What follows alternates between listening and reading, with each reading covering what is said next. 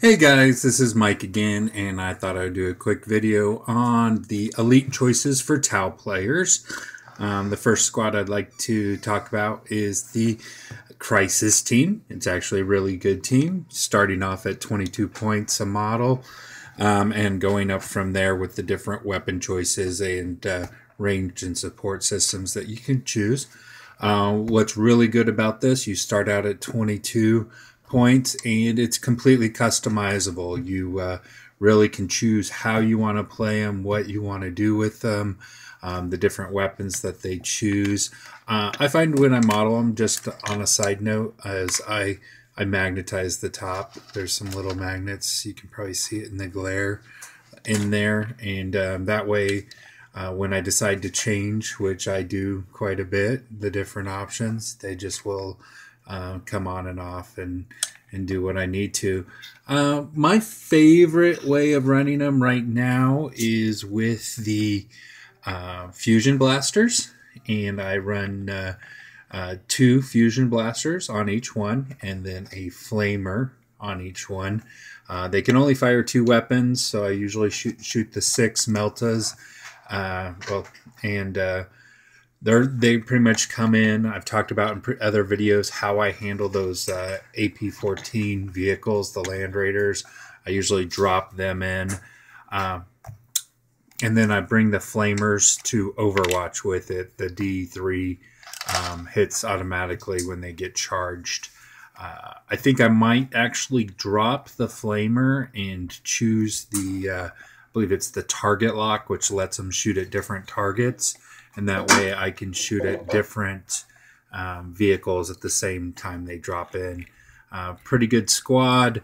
Typically comes in, does what it needs to do, and then gets blown up. Again, I try to minimize the points. What's really good about it, again, completely customizable, different options with target lock and some of the other things you can do with them. Being able to jump in and out of terrain really helps you out. You could also add a bunch of drones to give you some more shots, as well as some wounds to take before you actually get to the crisis suits. Coming in at strength 5, toughness 4, 2 wounds apiece at 22 points. It's a great deal. You get a lot of bang for your buck. The next squad is the stealth team, coming in at 90 points for 3 guys, 30 points. It's actually less toughness, less strength than the Crisis team, and it's 8 points more, and it's not as customizable. It is not my favorite, and if you see a lot of people playing them, I think it's just because it comes in the battle pack. It's really not my favorite choice. They can do what they can do fairly well. You could bring a squad of 6 of them, going to cost you 180 points.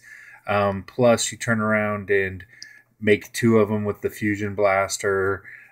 You can give one of them a support system to shoot separately. It would be the fusion blaster guy, so that he can shoot at a vehicle. The other ones can shoot at a troop choice. So kind of drop them in, and I probably wouldn't play with them on the field at the beginning. I probably would infiltrate or deep strike them in.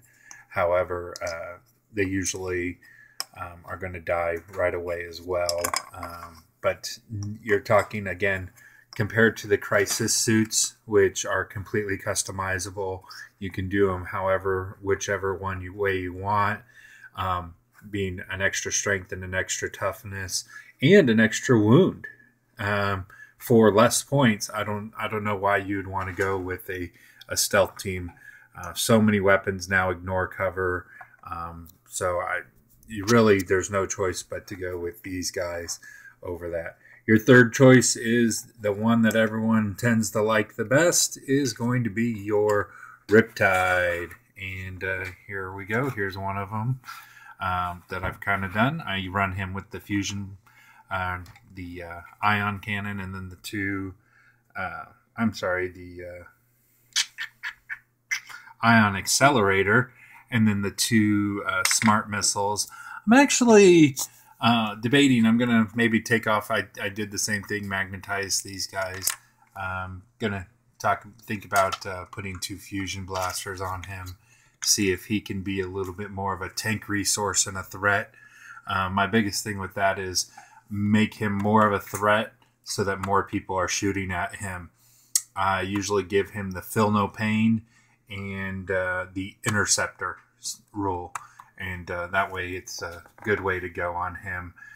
The Smart Missiles aren't too bad, but again, the Fusion isn't...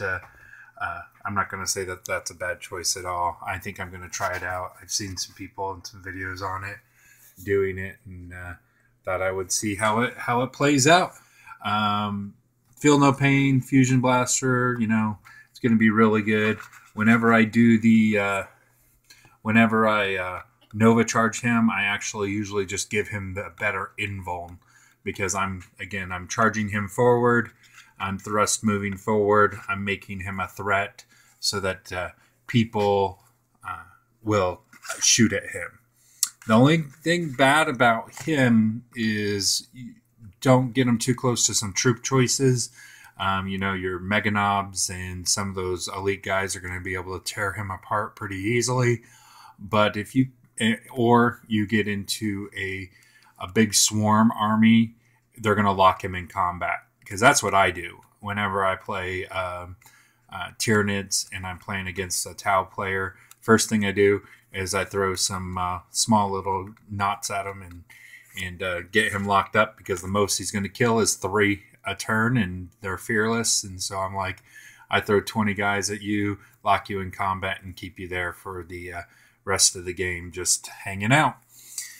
And but that's my kind of my thoughts. Please let me know what you think. If you like this video, please subscribe and like it. Bye.